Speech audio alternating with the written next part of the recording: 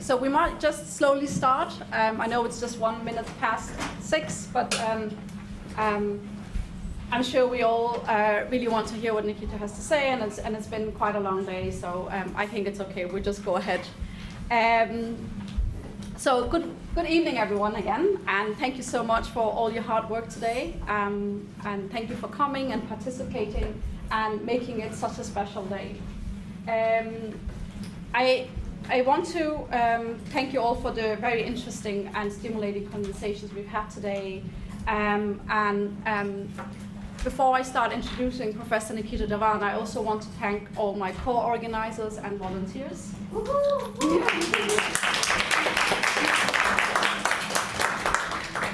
So we have Nancy over here. Nur over here. Shamila over there. I wonder if SM is here. SM is down there. Hazards. Ooh.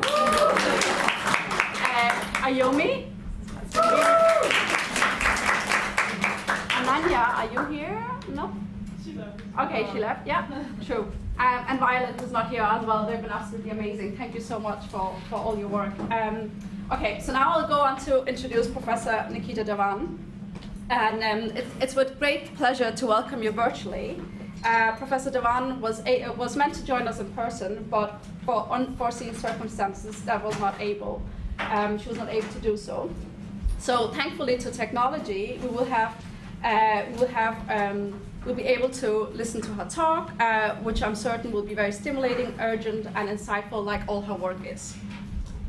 For most of us in this room, Professor Dhawan needs no introduction, but I am going to give one nonetheless.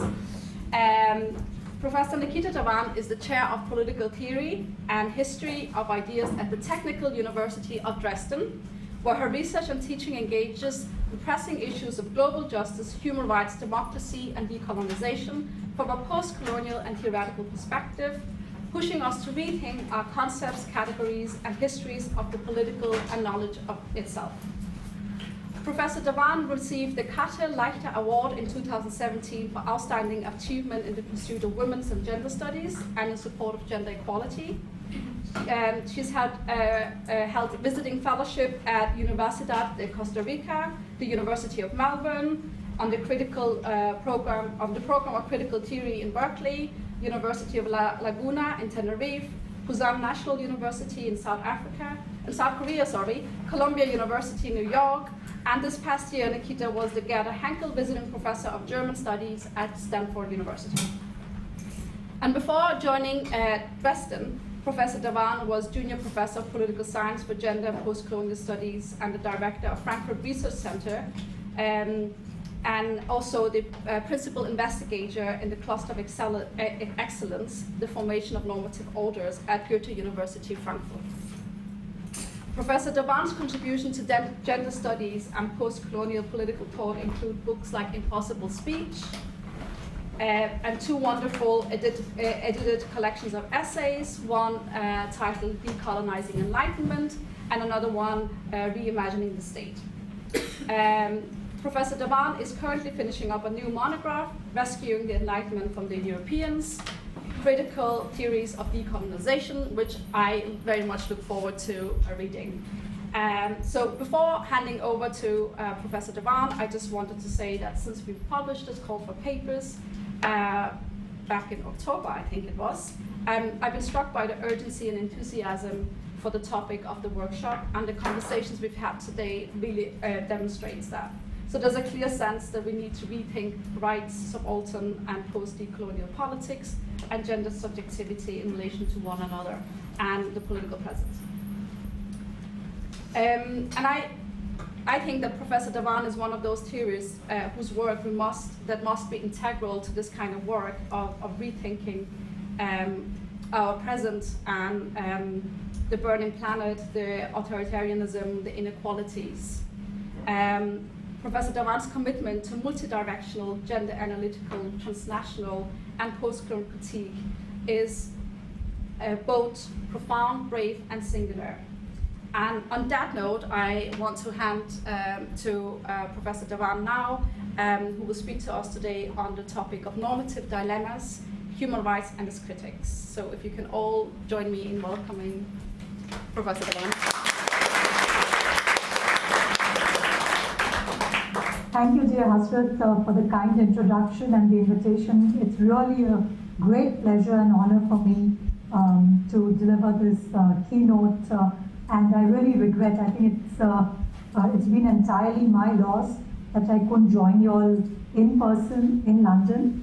I actually really looked forward, and Hasrat has been most patient and generous in her support.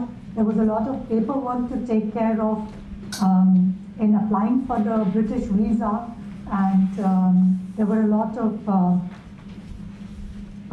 logistical issues to take care of. Ultimately, because of unforeseen circumstances, I couldn't join you all, but I hope there will be other occasions in the future for me to be there in person. So, as Hasrat already said, thanks to technology, at least I'm able to share some of the struggles I've been having, which is why it's reflected, not which is why, but it also reflects in the title of my input today.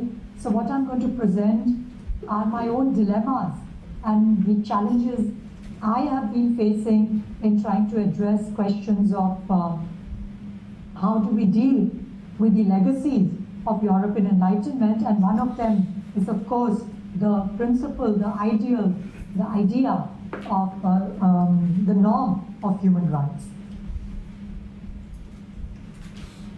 So,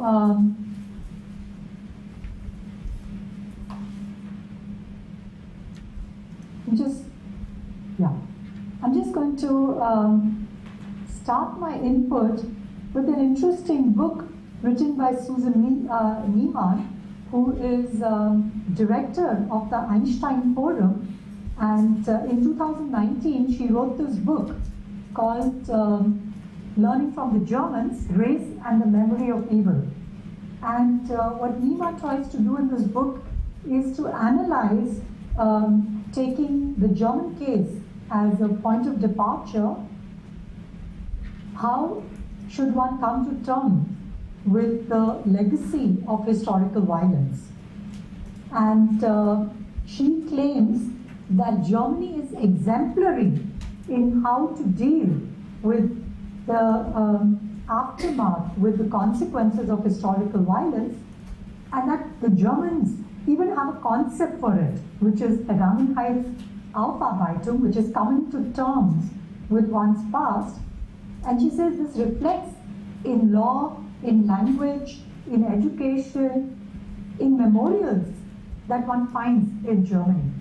She even goes so far as to argue that the Anglo-American world can learn from the Germans, and that's reflected in the title, when it comes to questions of historical, kind of undoing past wrongs, of addressing issues of historical injustice, human rights violations, and the transition from authoritarian regimes to democracies. Now, what is interesting in about Neiman's book is that she primarily focuses on the German historical experience of the Holocaust, and does not, in my view, I mean, it's an excellent book, but what I find a bit regrettable is that Neiman does not adequately address the issue of German colonialism. And somehow this in a way reproduces this myth that colonialism and the legacies of colonialism are somehow peripheral to memory politics in countries like Germany.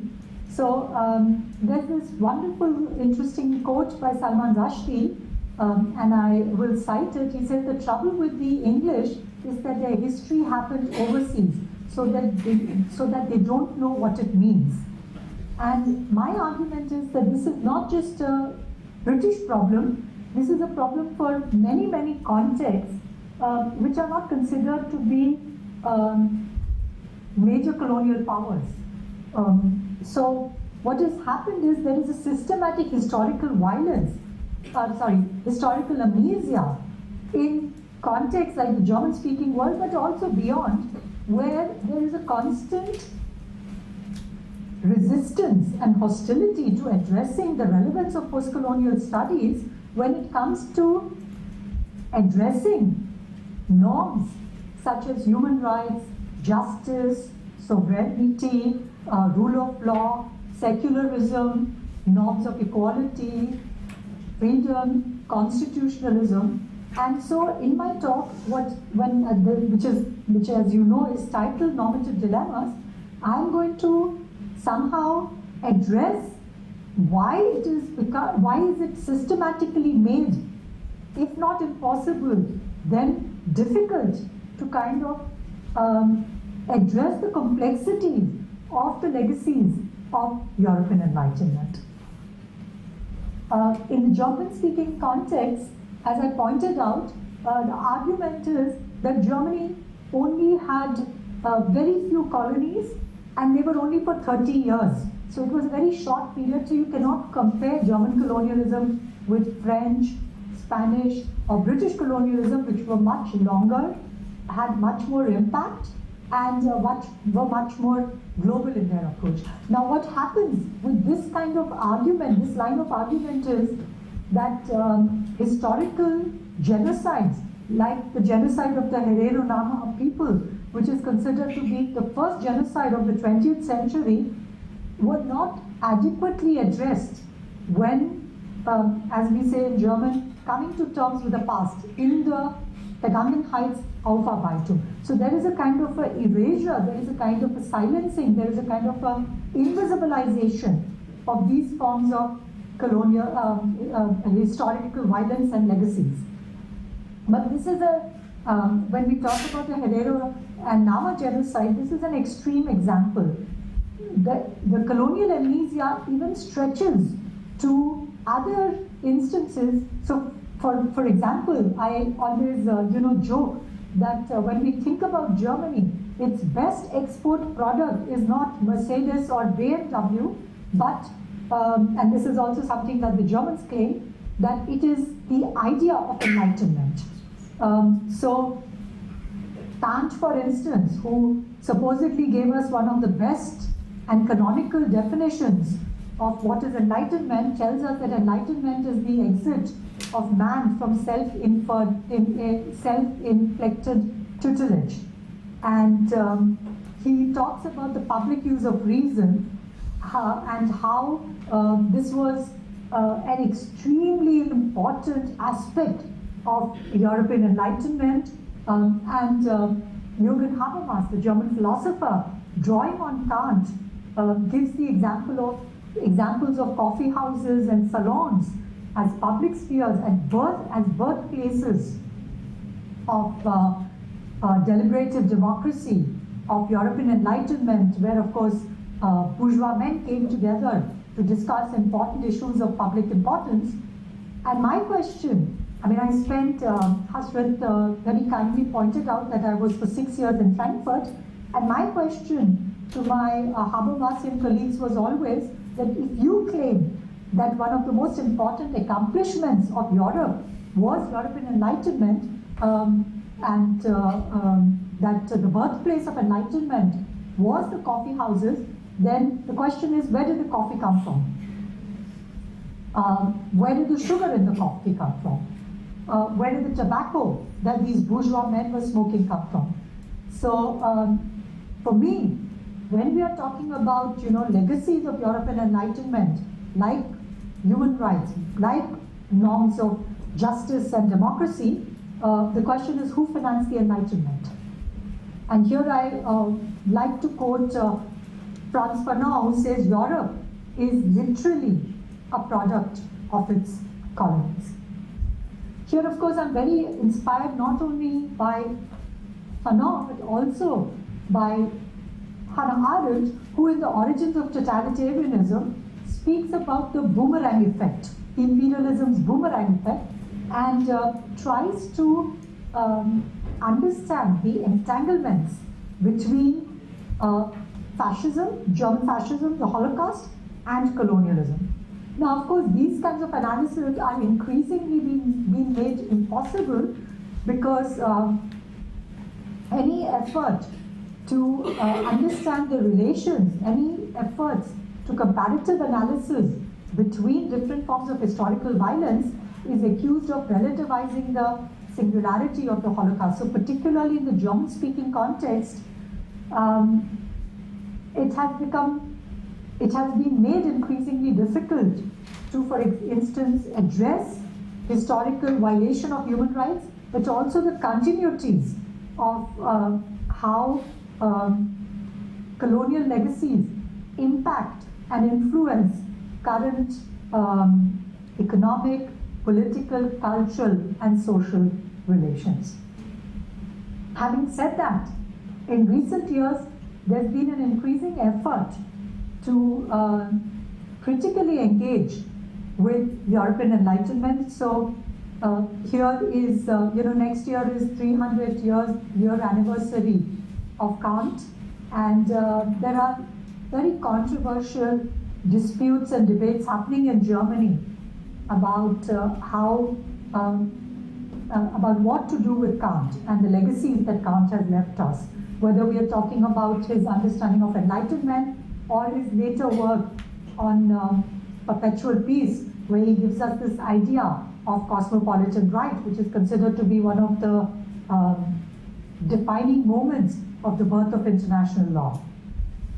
And there is, of course, this accusation that Kant was anti-Semitic, racist, sexist, but there are also those who argue. So here's the statue of Kant, which was vandalized, and there have also been calls to dismantle this memorial to Kant. And on the one hand, there are arguments that that there should be a kind of,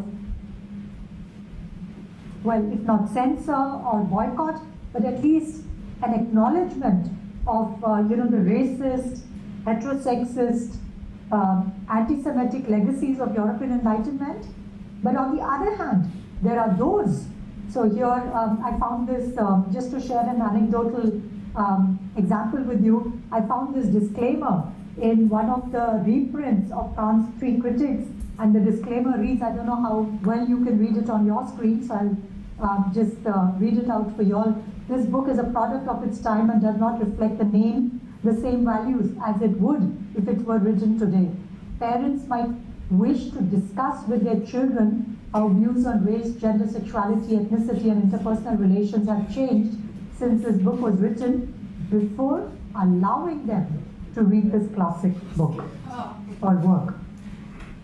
So I once showed this at a talk where a lot of my former Frankfurt colleagues were present, and they were horrified to see this kind of disclaimer, because of course Kant is sacred for them, and he is such an important thinker of modern political thought, that this kind of, what they consider to be vilification of European Enlightenment. I mean, I was once in one of these events said that, if you start critiquing Kant, and if you once start critiquing European modernity and European Enlightenment, you will end up with Taliban and Boko Haram. So for the next 5 minutes, 5-10 minutes, I'm going to talk about what a challenge it is to be a post-colonial queer feminist scholar in current times, where on the one hand you're trying to somehow highlight the Eurocentric, androcentric nature of many of the norms which form the basis of our academic discourses. And here, of course, in this workshop, the key concept is human rights for us. So I'm going to, in the next, like I said, 5-10 minutes, just show what the challenges are. On the other hand, one could say there's never a dull moment.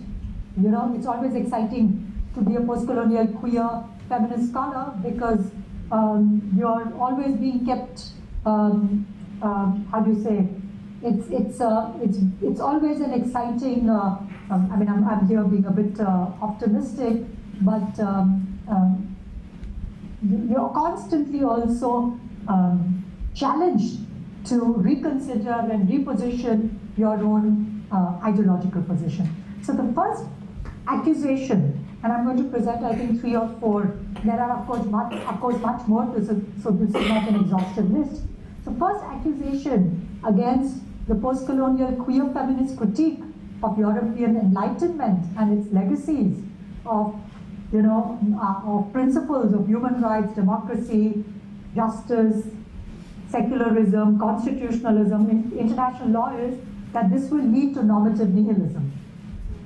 That if you in any way start relativizing these norms, you in a certain way fall into the trap. If you start questioning the universal validity of these norms, you fall into the trap of cultural relativism.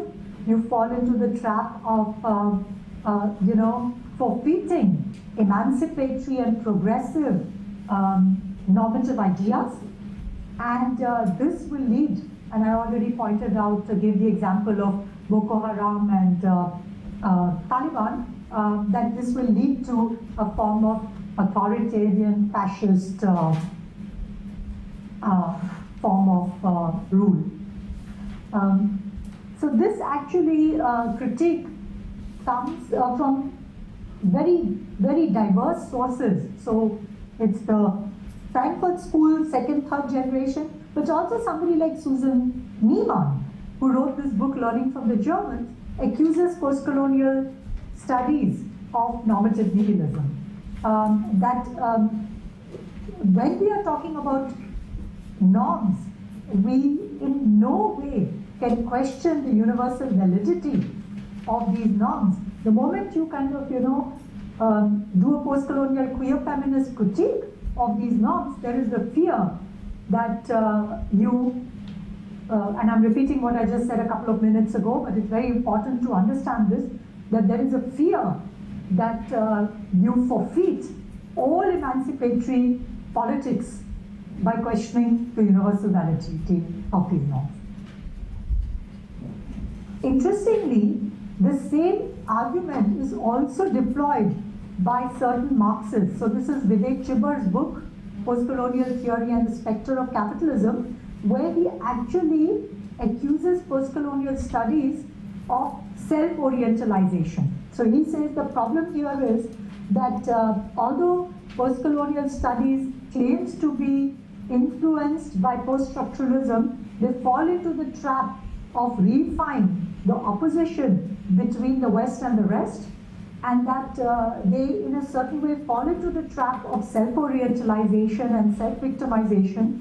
And he also accuses postcolonial studies of somehow giving up the commitment to global transnational materialist struggle. So he goes back to a very orthodox understanding of Marxism as workers of the world unite, you have nothing to lose but your chains, and saying that this materialist struggle has to be international, and that capitalism has globalized, that it is transnational in nature, and that there are certain common needs and common aspirations that are shared by the working class, irrespective of geographical location and historical context, and that postcolonial studies in its effort to focus on the singularity of particular histories and particular geographical configurations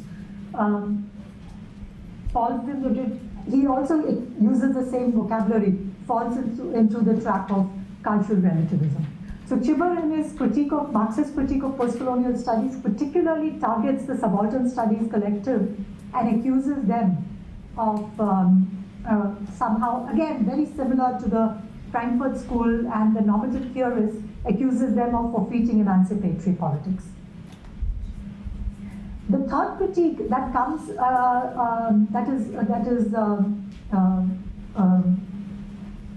exercised against postcolonial perspective is that there is a failure on the part on the side of postcolonial scholars that they haven't adequately addressed the question of the Soviet Empire, and somehow they haven't adequately analyzed the overlaps and entanglements between countries of the global south and post-communist countries, and then the violations of human rights, the kind of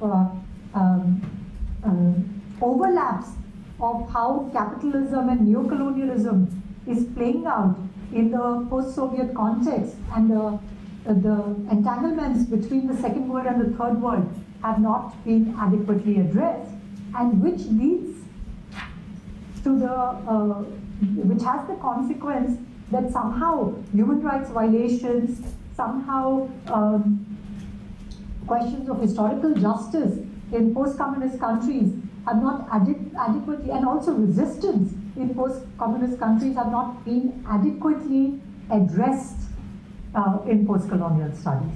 So this is a very, again, grave critique against post-colonial studies.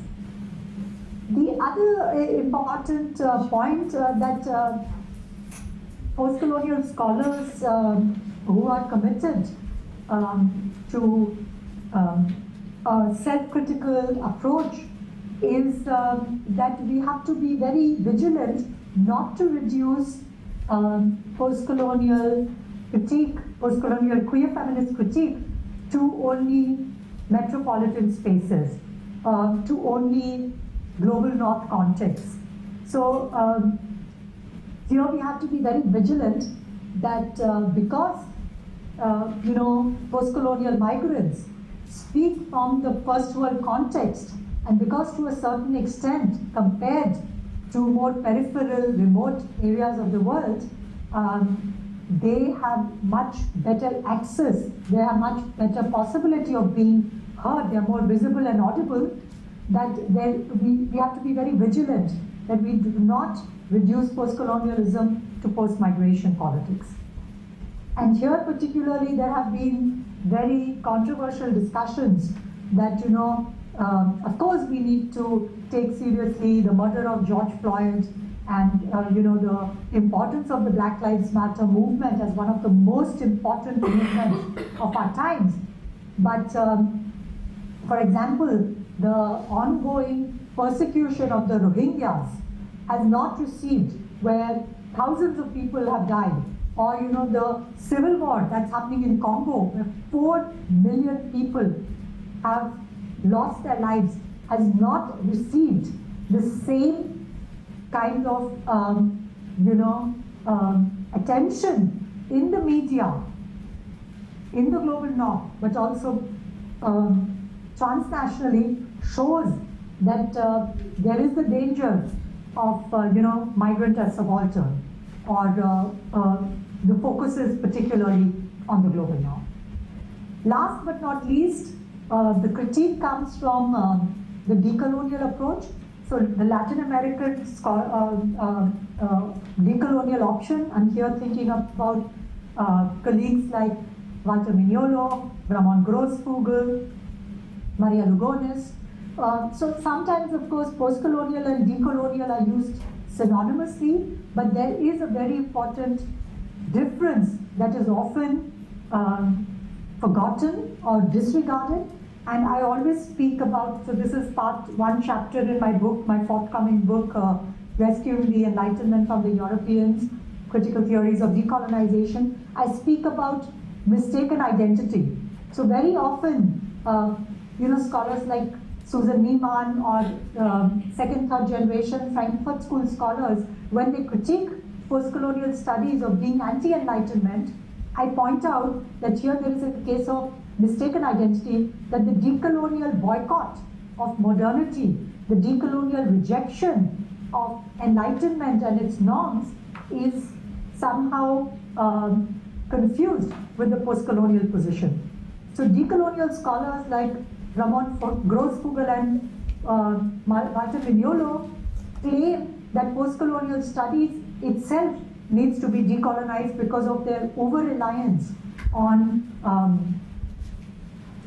on the Western canon. So whether it be Marx or Gramsci or Foucault or Derrida, the argument is that, and I'm sure that many in this room are familiar with the argument, that we need to boycott or reject or censor European Enlightenment, and we need to go back to pre-colonial cosmologies, epistemologies, ethical and aesthetic practices. So there is this accusation that postcolonial scholars are too Eurocentric, and that somehow there is no possibility of in any way redeeming the Enlightenment and its legacies. So we need to, somehow give up our faith and our expectations from European Enlightenment norms like human rights, international law, democracy, secularism, because these are so deeply flawed and so contaminated that there's no hope for deploying them for the emancipatory project of decolonization. So this is the context in which we find ourselves when we kind of try and engage, when we are doing research, when we are employing critical theory, and here I don't mean critical theory with the capital C as associated with Frankfurt School, but critical theories, in the plural, when we think about postcolonial queer-feminist positions. And these are some of the challenges that one faces when engaging with questions of how do we, critically reflect on legacies of European Enlightenment. Now I'll move to the last part of my talk, and here I want to particularly focus on another aspect, which is let me put it this way, what do we mean when we hear the imperative decolonize? So, it's increasingly being used, decolonize the curriculum, decolonize the university, decolonize Europe, decolonize the Enlightenment. So it's increasingly being used as an imperative. And what does it mean when we use it as a kind of an slogan towards emancipatory politics? Does decolonize mean de-westernization? Does it mean provincializing Europe? Does it mean boycotting Europe, European Enlightenment and its legacies? And here I would particularly like to focus on one particular, particularly like to focus on one aspect of the current understanding of decolonization, which is increasingly being coded as abolitionism. And of course, I am very indebted, my intellectual formation is deeply influenced by scholars like Angela Davis, who argue and trace the continuities between slavery, the abolishment of slavery, and the emergence of the prison industrial complex, and the kind of racial profiling, violence at the hands of police, and the militarization of everyday life. Now, having said that, I'd like to, and this brings me to the heart of my struggles, as I pointed out, and the ethical dilemmas, which is in the title of my talk, that we face when we want to pursue the project of decolonization. And here I'm particularly interested in our relationship to the state. So in our everyday understanding, and this is of course can be traced back to Hegel, ironically, because on the one hand we want to get rid of the Western canon, and yet many of our emancipatory ideas are in a certain way inherited from the critical tradition of modern European political thought. So Hegel makes the distinction between the evil state and the good civil society. So many of our everyday politics today, whether we are, thinking about the protest movement in Iran, whether we are thinking about Black Lives Matter, whether we are thinking about many other movements, are very clearly anti-state. So here, the state functions as what Nietzsche would call, the German philosopher Friedrich Nietzsche would call as a monster früher, as the coldest of all cold monsters, as the origin of violence, of coercion, which interestingly casts civil society in a very positive light as the source of progressive politics, as the site of counter-hegemony, as the platform where solidarities emerge. And I just wanted to give you a couple of examples, counter-examples to show, and here I'm arguing in a Gramscian way, because Gramsci, in contrast to the anarchist, belief that if the state were to wither away, we would somehow, and this of course also the vocabulary of withering away of the state comes from Marx and Engels, that we will somehow be transported into a classless society where we overcome capitalist relations. So against this kind of anarchist utopia, Gramsci shows that civil society is a very ambivalent site where it can be a platform for the building of hegemony, the formation of hegemony, but also the possibility of subversion of dominant hegemony. And I just brought two examples with me. So here is, the anti-abortion rally in the US, where there are not only white, young white protesters, but also a lot of women of color who participated in anti-abortion rallies, which of course is a painful and disheartening example of the backlash and backsliding of the achievements and the struggles that feminists have managed in the last decades, not only in the global north, but also in the global south. The kind of, whether it's in the field of questions of right to self-determination when it comes to reproductive rights, but also beyond that. And the second example that I brought with me is the Fridays for Future, a very inspiring movement. This is a photograph that was circulated. This was a meeting at the World Economic Forum in January 2020 in Davos. And this was this image that was circulated all over the world. And actually, the original image looked like this. But this is the image we all got to see because the Associated Press, and the reason why I'm giving the example of the media and the role of the media is because the media is a very important non-state actor in many countries.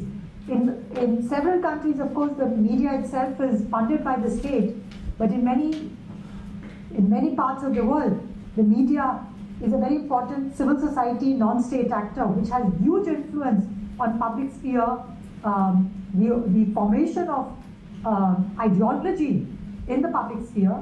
And I thought this was a very telling example of the complex role also played by civil society actors, whereby they're not only the beacon of progressive politics, but also in a certain way play a role in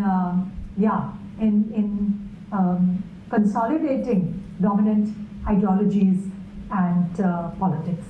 So now let me move to my the last 5-10 minutes of my talk, where I would particularly like to focus on the state and the normative dilemmas that we face when we engage with the state, when we are talking about not only historical violence, but also contemporary violence, forms of violence, and when we are talking about the righting of wrongs in the past, but also in the present and the future. Now, what has happened is, on the one hand, we are, of course, confronted.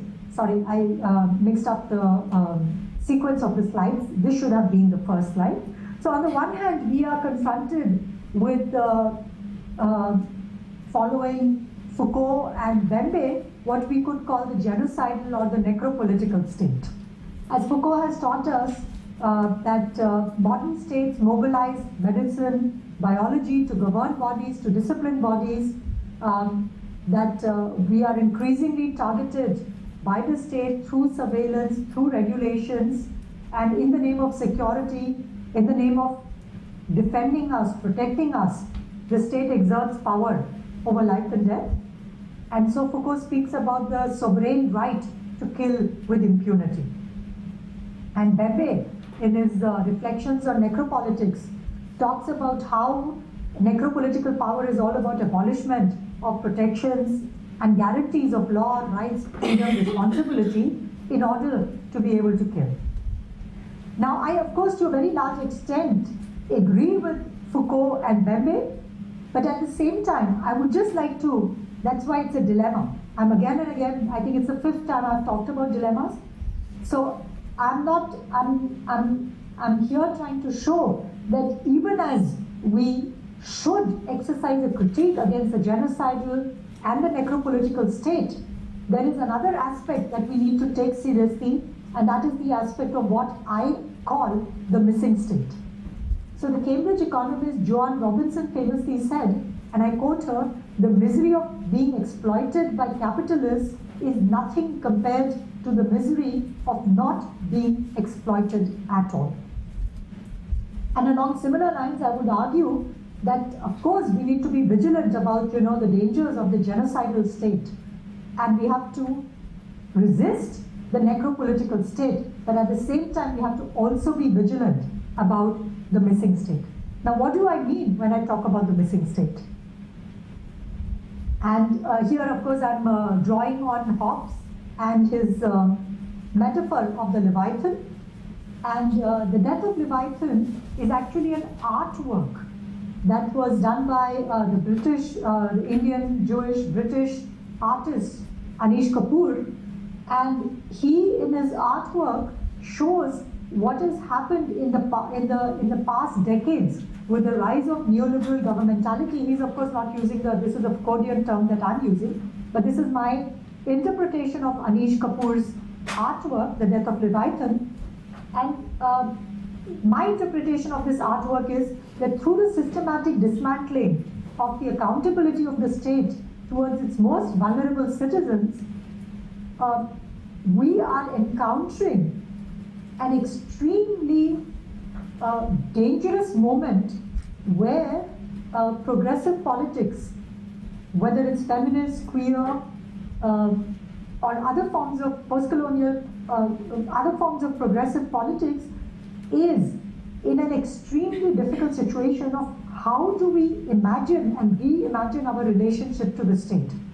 So on the one hand, if the state is the embodiment of capitalist, racist, heterosexist, genocidal, necropolitical monopoly of violence, one possibility is the anarchist utopia of bypassing the state, of not engaging with the state when we are committed to human rights, democracy, justice, freedom, equality, all these wonderful norms and principles, and hope that extra state collective formations will become a site of non-violent communal living.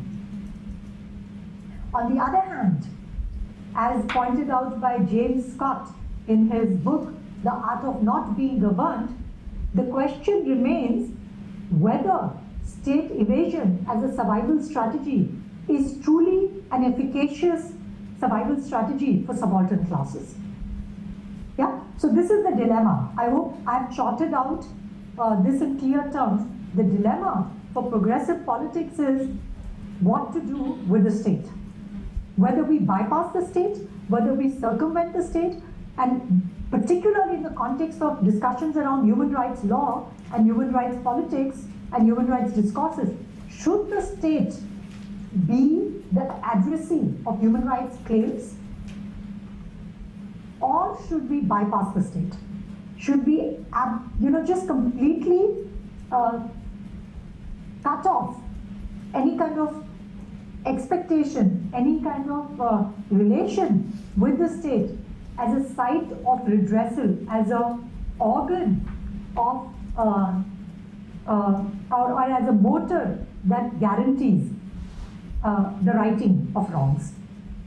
Now, I'd like to give you all a concrete example before moving to my conclusion.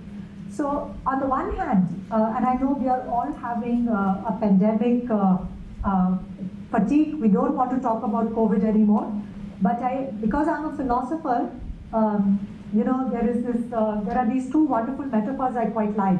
Hegel with his owl of Minerva, and he says that philosophers are such slow thinkers that we need so much time to analyze it. We can only in retrospect understand what happened.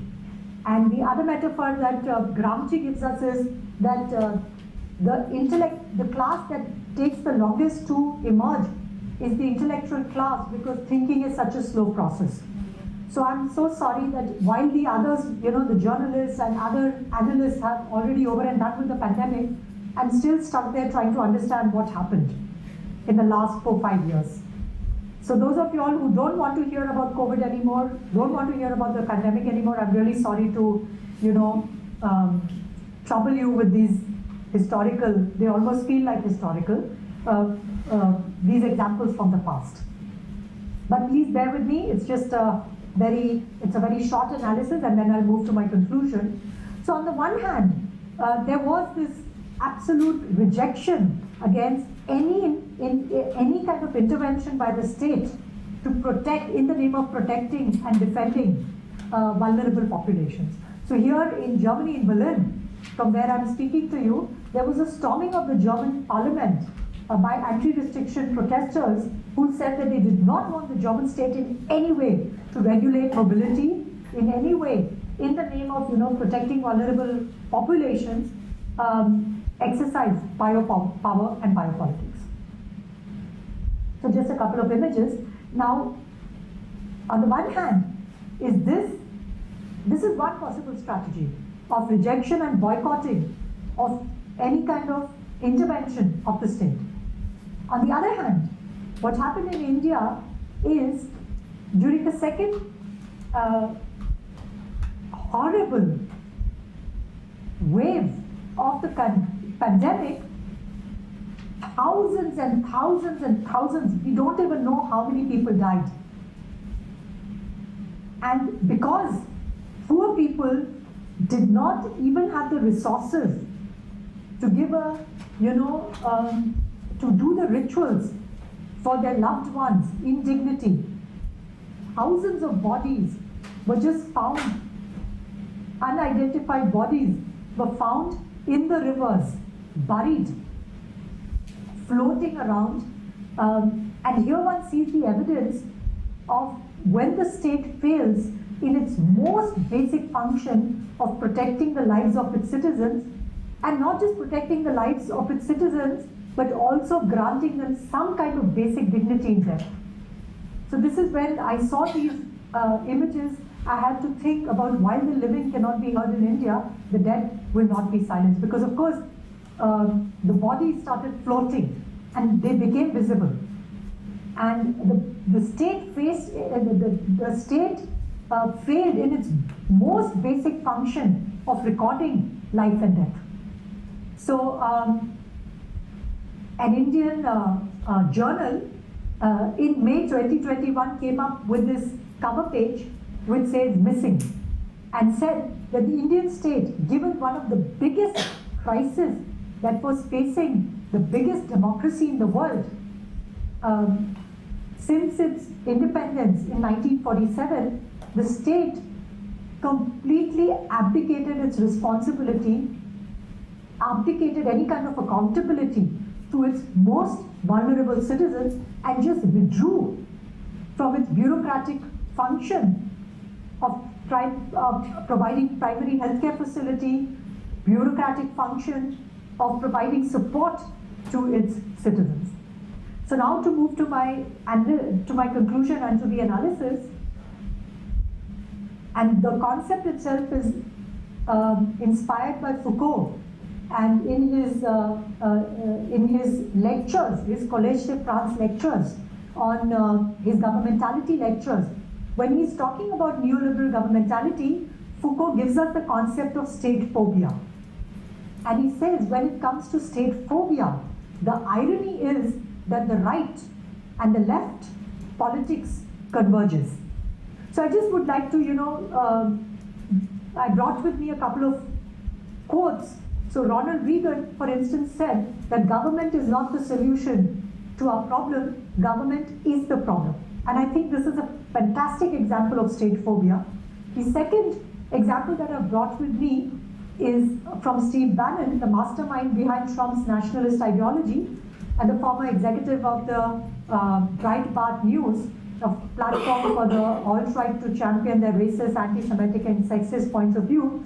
And when Steve Bannon was asked at the RNC, the Republican National Convention, what was Trumpism for him, he answered, and I quote him, and he actually used the word deconstruction, poor Derrida. He said, deconstruction of the administrative state.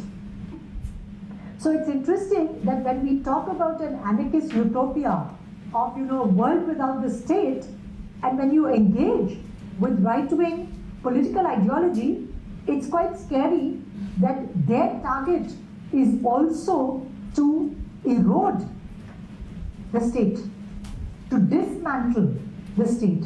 And actually this is what got me thinking about, I mean, as a young, there are a lot of young scholars and students in the, I can't see all, but I'm assuming that there are some young people in the audience. And when I was, I don't want to be ageist or anything, but when I was young and at your age, most of my understanding of radical politics was also anti-state politics. And I was very, very committed to ideas of abolitionism.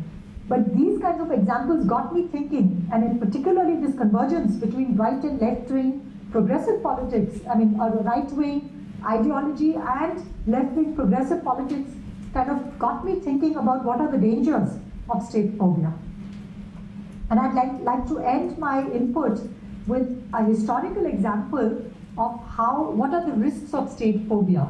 So one of the most instructive examples of the ambivalent nature of states is offered by the historian Timothy Snyder in his book, Black Earth, The Holocaust as History and Warning. So he gives us a number of, he does archival research and gives a number of statistical evidence to show that how German fascists systematically destroyed the state and its bureaucratic machineries, and how the systematic dismantling of the state and its bureaucratic functions enabled the genocide, the Holocaust. So when Germany destroyed Austria in 1938, or when Germany occupied, I'm using destroy in a metaphorical sense, conditions were created that made the extermination of Austrian Jews possible. Because what the Nazis did was strip Austrian Jews of their citizenship. They took away any kind of juridical state protection from, and this again goes back to Hannah Arendt's idea of the right to have rights. When she says the right to have rights is that the Jewish citizens no longer had the Austrian, German, whichever state they were in, the state as an addressee. The state was no longer accountable to its Jewish citizens. And the Jewish citizens were stripped of their right to be subjects of human rights, subjects of law. So this is the image that Snyder analyzes that when the Nazis marched into Vienna, Jews were forced to scrub the word Austria from the streets of Vienna. And in destroying Austria, in a certain way, made it possible to exterminate its Jewish citizens. And he goes on and on in the book, in his analysis, to give one example after another. When Czechoslovakia was destroyed, I mean, when I'm saying destroyed, I mean the state and its bureaucracy. In 1939, Jews suffered a level of persecution not possible in Germany. When Germany invaded Poland in 1939 and destroyed legal and social structures, the persecution of Polish Jews was unprecedented. Another compelling example that Snyder gives is that the survival rates of Jews in countries where the state was not destroyed, for instance in Denmark, 99% of Danish Jews who had citizenship survived, unlike Jewish refugees who were denied state protection. In Estonia, 99% of Jews were killed, not because there was lesser anti-Semitism in Denmark than in Estonia, but because there was still functioning bureaucratic machinery to protect its citizens. They had papers. One should not forget what it means to have papers. And again, France, Greece. So what Arendt argues, what Snyder, drawing on Arendt, argues is that the first step towards the mass extermination of the Jews during National Socialism was to render them stateless. And that destroying the state is very, very closely linked to the killing of the juridical person, whereby one takes away the protection of law, one takes away the bureaucratic machinery that protects people, and that makes it possible also to erase the existence of individuals and groups from any claims of having the right to have rights. So Snyder warns that this anarchist, promise that if you destroy the state, there will be a beautiful tabula rasa from which freedom and democracy can grow, can be misleading. And that if one understands the Holocaust in terms of only the authoritarian German state, then of course one comes to the conclusion that if you want to destroy authoritarianism, then one must destroy the state. However, the counterintuitive lesson, historical lesson that one learns from this analysis is that bureaucracies and papers can also save lives. And to give you all an example closer to you all, I said that would be my last example, but I forgot I have one more example to share because the venue of this event is in London. So the Grenfell Tower fires in London, then it has been painstakingly documented by many, many scholars that this is the Grenfell Tower fires are an excellent example of neoliberal promise of, somehow overcoming bureaucratic red tape, and that, red tapeism would liberate the economy. And safety regulations, I don't need to tell you all, I'm sure you all know much better than I do what happened that led to the Grenfell Tower fires. And of course the state was implicated. I'm not in any way, I'm not a naive statist. So again, to remind you all of the title of my talk, I'm talking about dilemmas. I'm neither pro nor anti the state. I'm not a naive statist, nor am I anti-statist. I'm just trying to draw to the attention, if we are committed to ideals of justice, to freedom, to equality, and given that one of the instruments that we have in our hand is international law, is human rights law, what should be our relationship to the state and what are the dangers of state phobia? I already pointed out the concept of monstre foi, the Nietzschean notion of monstre foi, and also the Foucauldian warning of state phobia. So while we take very seriously Audre Lorde's warning that you cannot use the master's tools to dismantle the master's house, I would still argue that norms, Enlightenment norms, like human rights, like the bureaucratic structures that we have inherited, like the judiciary, are like pharmacon. They can be both poison, but also counter poison and medicine. And this would also be my understanding of the state. The state can, of course, be coercive, it can be genocidal, it can be necropolitical, but perhaps we need to reimagine our understanding. So this would be a prefigurative, kind of politics. Reimagine our understanding of the state, and perhaps we should be able to exercise critique of the state without falling into the risk and danger of state phobia. So in India we have a joke that the only right the Indians take great pleasure in exercising is the right to critique the state. Everything else is considered a colonial hangover. So in that spirit, I would say that we need to critique the state. We need to critique legacies of European Enlightenment, tools like human rights, but at the same time, we need to also pursue a politics where we can explore strategies of converting poison into counter poison, into medicine. Thank you so much for your attention, and I look forward to your questions.